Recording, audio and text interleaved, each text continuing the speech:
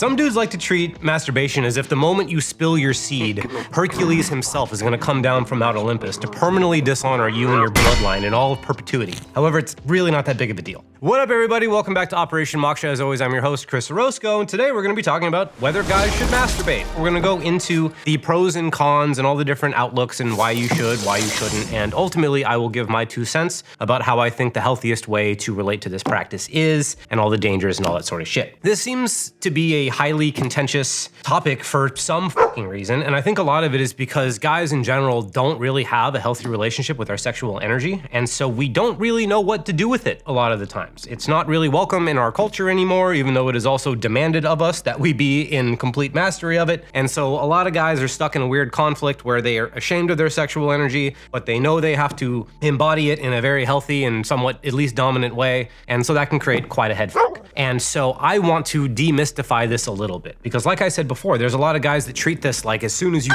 can spill your seed that you have dishonored your family and you have to kill yourself like a goddamn samurai, and it's just not that big of a deal. Like, they're kind of right. There are a good amount of dangers, but there are also some things that you can actually use this practice to really benefit the quality of your life. First, let's go into some of like the dangers that people talk about, right? And obviously the number one danger is if you're masturbating to porn. That is so much dopamine coming into your brain so quickly that it can not only dysregulate your emotional system and make it so that you have a very hard time finding pleasure in anything, because dopamine is what allows you to know that you're enjoying things. And when you are constantly flooding your brain with dopamine from looking at porn or masturbating too many times or whatever it is, you can dysregulate that system and make it hard for you to find pleasure in anything other than porn or masturbation. And you can get yourself down in some really weird existential holes. Because what happens when guys watch a lot of porn is they get desensitized to it. And so in order to get more and more dopamine, they have to watch weirder and weirder shit, because dopamine also comes from novelty. So you have to like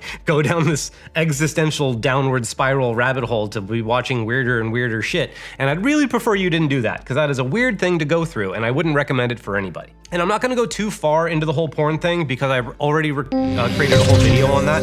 So if you wanna watch my video on porn, you can check that out. The other thing when it comes to masturbation, you can very easily use it to hide away from your life rather than to actually enhance your experience of living, right? Because it's an easy source of pleasure, it's an easy source of dopamine, and it's an easy way to hide out from a lot of things. Because actually pursuing the people that you wanna have sex with might be scary. You might have to face rejection. You might have to do a lot of things that might make you feel really fucking uncomfortable. As a result, you may not get to have the sex that you want. So you could always just stay home and fucking do it yourself. And this is a hole that a lot of guys find themselves getting into, which may seem kind of innocent, right? It's like, okay, I don't have a partner, but like I want to feel good, so I might as well make myself feel good. And that's fine and good and everything. However, like I said, it will dig you into this deep hole where if you're using it because you're having a hard time finding partners in your life, you're going to start to rely on this as your source of pleasure, and that will remain scary. And so it's easy to look away from the scary thing and just do the thing that feels good right now. And as a general rule, pursuing expedient pleasure that you don't have to earn is generally not a good idea, especially for men. So you don't really want to be pursuing pleasure that you don't really have to work for, that you didn't earn, and that just kind of shows up. It's not healthy to do this a lot. And so if you are doing this more than 3 times a week, just stop for a couple weeks. See if you can. And if you can't, that should probably be a pretty big red flag for you. Because if you're a grown-ass man who can't keep his hands off his dick, then you have an impulse control problem, and your sexuality is in control of your life, not your common sense, not your well-being. Your sexual impulses are controlling you, and that is not a good place for any man to be. Make sure that you are at least in control of your sexual impulses and that you can stop if you want to. If you can't, that's a pretty damn good reason to figure out a way to be able to stop. Now, those are the bad sides. They're pretty self-explanatory. They're pretty easy to understand. However, what isn't commonly understood is the ways to actually make this practice work for you and enhance your life. So you may or may not know anything about me, but I was born and raised as a Jehovah's Witness. And if you know anything about Jehovah's Witnesses, they are the all-star MVP champs of religious sexual shame. If you think you know sexual shame, but you were not born as a Jehovah's Witness, you don't know shit about sexual shame. Because even when Jehovah's Witnesses get married, they still can't have oral or anal or threesomes or any of the fun stuff. All they can have is boring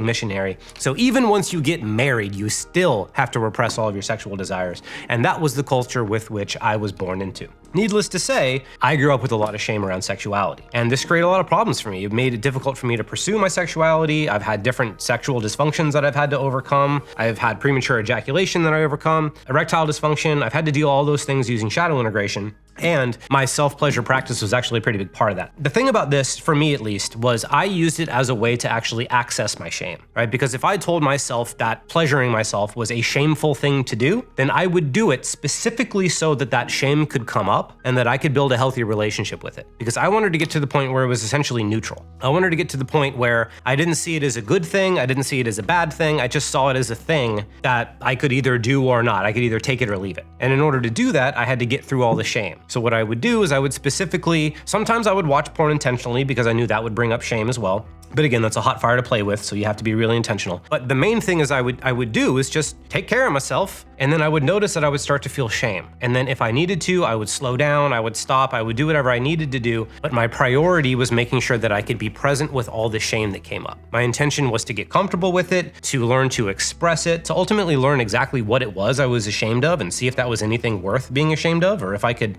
create my own value system out of it and figure out what I wanted sex to be. So if you're the type of person that experiences a lot of sexual shame, then your self-pleasure practice can be a great way to access that shame, express it, work through it, and ultimately integrate it.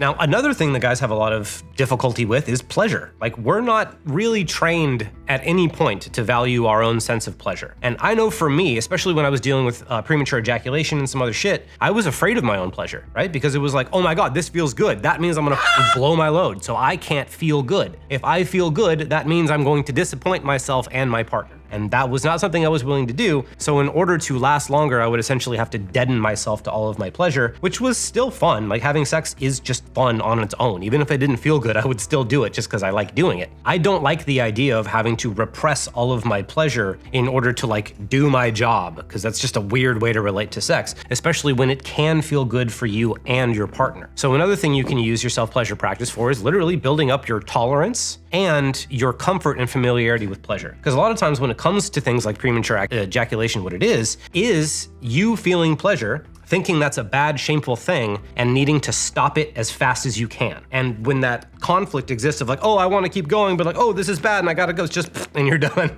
So when you build a relationship with the shame, when you build a relationship with the pleasure, you can allow yourself to experience that pleasure without any emotions or negative ideas associated with it. You can allow all that pleasure to exist and flow through your body, which actually allows more pleasure to flow in between you and your partner, which will actually make it feel better for whoever you're having sex with as well. So your pleasure actually enhances the experience for whoever you're having sex with. So if you don't have a good relationship with your pleasure, what I would recommend doing is a self-pleasure practice. But however, I would recommend going slow, especially if you're the type of person that has like a premature issue. You need to go slow, because what you need to do is you need to like essentially treat it like a flame that you're stoking, right? Because what happens is guys get too excited and then they crest over and then they're just fucking done. So what you want to do is learn to expand your capacity for pleasure and hold any emotions that are associated with it. Because it's like pleasure may come along with fear, it may come along with shame, it may come along with all these different value judgments and whatever the fuck else you're dealing with.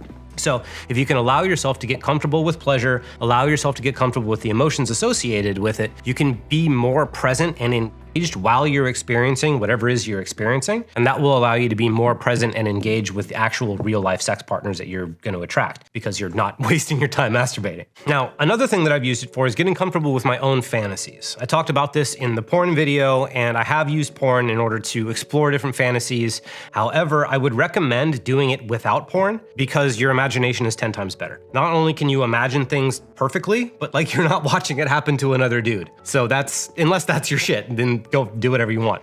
However, I prefer to be the focus of my fantasies. I don't want to watch another dude live out my fantasies. I want to imagine my fantasies as if they're happening to me, for me, and because of me. And I put myself in that frame and I imagine whatever it is that I might like. I let myself get turned on. I let myself experience the pleasure.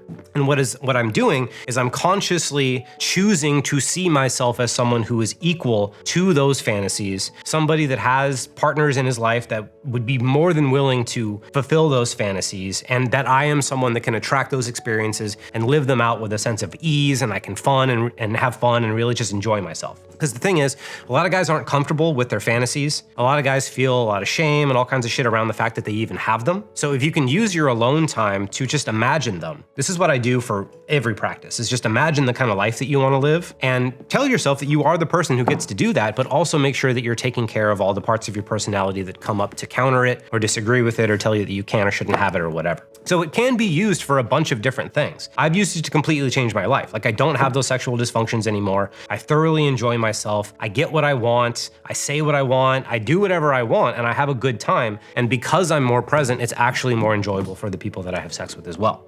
Now, with all this said, there is a very fine line between using this consciously as something to develop your relationship with yourself, with your sexual energy, your pleasure, and all that sort of shit, and using it as just one big cope. And so you really need to watch out for that. You really need to be honest with yourself. It's like, okay, am I doing this to hide out from the fear and shame, or am I doing this to face the fear and shame? That's the question you really have to be honest with yourself about. And you really have to make it real for yourself what path you're choosing depending on which direction you take. Because if you use this practice as a way to develop a healthy relationship with yourself and your energy, you will spend the next 5, 10, however many years as somebody who's developed that capacity, as somebody who can now embody their desires, embody their sexual energy, be comfortable with it, allow others who are around you to be more comfortable with theirs as well, and get to reap the rewards of that kind of an embodiment. However, if you use it as a cope to hide out from all that shit, and you extrapolate that over the next 10 years, you're gonna get more and more afraid, more and more dependent on porn or just jerking yourself off or whatever it is you gotta do, more and more lonely. It's gonna be harder and harder to get what you need to do,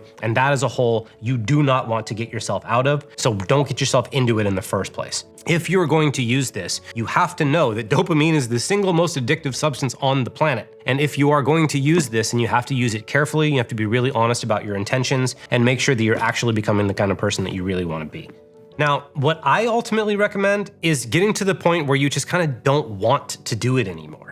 Because the thing about it is, once you get to the point where you're comfortable with your sexuality and you don't really feel a lot of shame anymore, I just don't have a lot of interest in it anymore. Because I know that if I don't do it for a few days or however long it's been in between I have sex, I'm gonna feel better. I'm gonna have more energy. I'm gonna feel more alive. I will be more proud of myself because I had self-control. And when I finally do have sex, whenever it's gonna happen, it's gonna be that much better. I'm gonna be that much more turned on. I'm gonna be that much more present. I won't have drained my tank leading up to it, so I'm actually like fucking invigorated and ready to just give it everything I have. Even if you've been doing it consciously, if you've been draining your tank throughout the week and you finally get to have sex with someone, you're just not gonna have the kind of energy that you would have if you didn't. Now again, that's not to say that it's bad, it's not to say that it's shameful or anything like that. It's just life really is better when you stop doing it. But if you are gonna do it, it's better when you don't use porn. There's just things that make it more enjoyable, things that make your life more enjoyable. And I personally enjoy my life more when I'm not masturbating. When I did do it a lot, quite honestly, it was because I wasn't feeling so good. It was because I wasn't really feeling myself. I wasn't really feeling confident to go out and get the kinds of experiences that I wanted. And it was just the best thing I could do with what I had at the moment. And luckily, I have my shadow integration practice that allowed me to get myself out of that. However, if you don't have that, you really have to be fucking careful with it and make sure that you're becoming someone that you really want to be. The most important thing about all of this is to just enjoy yourself, man. Like, you are a human being. And as a human being, you are capable of so much pleasure, so much intimacy, so much good shit. And you don't want to rob yourself from that. And you don't want to rob yourself either from the experiences to go have that pleasure, or from even if you have those experiences, you don't want to rob yourself of the pleasure of those experiences. So my own personal philosophy has just been like, let me figure out who I am as a sexual being, what kind of experiences I want to have, the kind of people I want to have them with, and then just go fucking do it and stop doing anything that gets in the way. And for me, constantly jerking off was getting in the way. It was draining my energy. It was making it so I didn't want to be the kind of person that I really wanted to be. I didn't have energy to go pursue the actual kinds of experiences that I wanted to have, and it just made my life not as enjoyable. And in order to get to that understanding, I did have to go through the shame. I did have to build healthy relationships with these things. But then once I did, it stopped having a draw. Because a lot of the time is like,